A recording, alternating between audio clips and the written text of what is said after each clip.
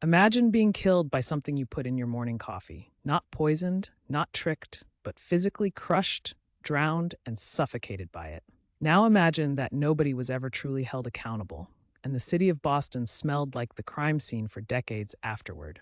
On January 15th, 1919, the streets of Boston's North End neighborhood became a death trap unlike anything the modern world had ever seen.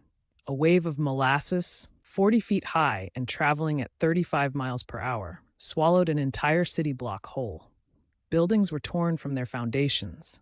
A firehouse was crushed. Horses and people alike were sucked beneath a sticky tide so thick and so powerful that rescue workers couldn't reach the dying for hours. 21 people were killed. 150 more were injured, and the company responsible spent years trying to blame it on anarchists. This is not a quirky historical footnote. This is one of the deadliest industrial disasters in American history, and the story of how it happened reveals something deeply unsettling about corporate power, greed, and the price of human life. The Purity Distilling Company had been storing massive quantities of molasses in the North End for years. Molasses at the time was a crucial ingredient in the production of industrial alcohol, which was used to make munitions during World War I. The company was racing against time in January of 1919 because Prohibition was coming. They knew that once the 18th Amendment took effect, their operation would be severely restricted. So they crammed the tank as full as they possibly could. 2,300,000 gallons of molasses sat inside that tank on the day it failed. Witnesses had complained for years. Residents of the North End, many of them poor Italian immigrants, had noticed the tank groaning and creaking. Children actually used to scrape leaked molasses off the sides of the tank with sticks and eat it. The tank had been leaking since it was first filled in 1915. Company officials had simply painted the tank brown so the leaks would be harder to see. They never properly tested the structural integrity. They never hired a qualified engineer to oversee the construction. They cut every corner imaginable. And now, if you're finding this story as jaw-dropping as it deserves to be, take a moment to like this video and subscribe to the channel. History is full of moments that should be far more famous than they are, and we cover them every single week. Back to Boston. The day of the disaster started as an unusually warm January afternoon, hovering around 40 degrees Fahrenheit. Researchers now believe the temperature swing, rising dramatically after a period of bitter cold, may have triggered fermentation inside the tank, building up internal pressure that the already weakened structure simply could not handle. At around 12:40 in the afternoon, rivets began shooting out of the tank like bullets.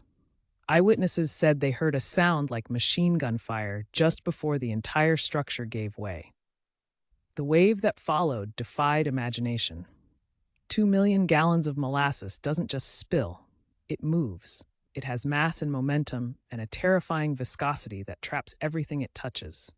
Freight cars were picked up and hurled across the rail yard.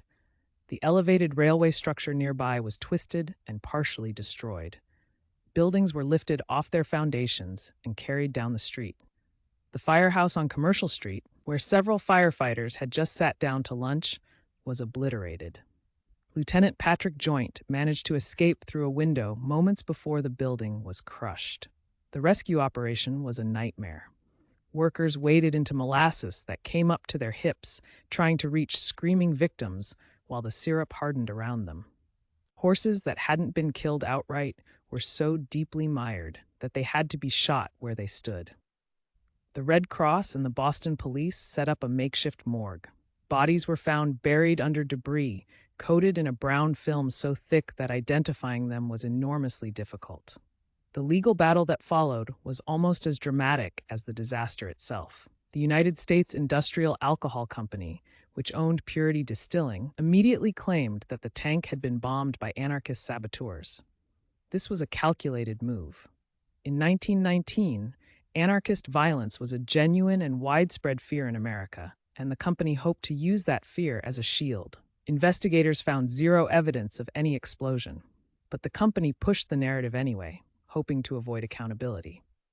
What followed was one of the longest civil trials in Massachusetts history. stretching across 6 years and featuring more than 3,000 witnesses and 20,000 pages of testimony. The auditor appointed to examine the evidence, Hugh Ogden, ultimately concluded in 1925 that the company was entirely at fault. The tank had been structurally unsound from the beginning. It had never been tested with water before being filled with molasses. The company paid roughly $600,000 in settlements to the victims, which in today's money amounts to roughly $10 million, a fraction of what the human cost truly represented.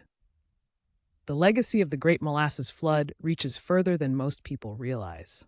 The disaster helped strengthen building codes and engineering oversight across the United States. Massachusetts became one of the first states to require that buildings be designed by licensed engineers. In a very real sense, the suffering of the people of Boston's North End made future structures across the country safer. And if you ever visit Boston on a hot summer day and think you can smell something faintly sweet in the air near the North End, you're probably not imagining it. Locals have claimed for generations that on warm days, the ghost of that molasses still lingers in the cobblestones. 21 lives lost to corporate negligence, to greed, to the cynical decision that checking a tank's structural integrity wasn't worth the time or money. The Great Molasses Flood wasn't a freak accident. It was a disaster waiting to happen, and the people in charge knew it. If this story hit you the way it hits most people, share it. Subscribe if you haven't already.